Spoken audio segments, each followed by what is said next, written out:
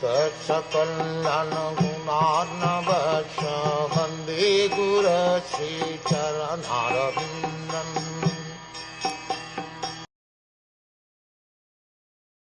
Upon returning, he began to contemplate and argue within himself whether the sage had actually been in meditation, with senses concentrated and eyes closed, or whether he had just been feigning trance just to avoid receiving a lower kshatriya.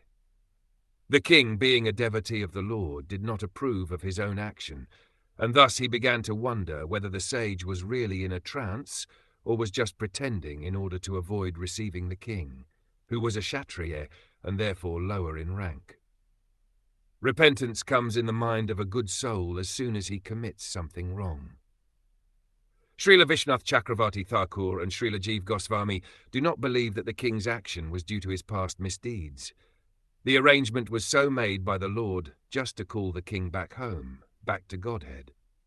According to Srila Vishnath Chakravarti, the plan was made by the will of the Lord, and by the will of the Lord, the situation of frustration was created.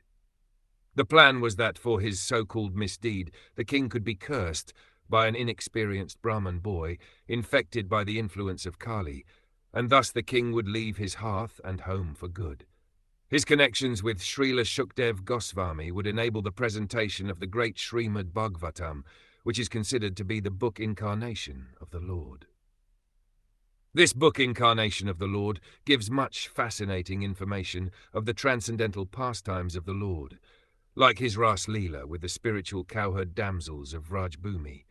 This specific pastime of the Lord has a special significance because anyone who properly learns about this particular pastime of the Lord will certainly be dissuaded from mundane sex desire and be placed on the path of sublime devotional service to the Lord.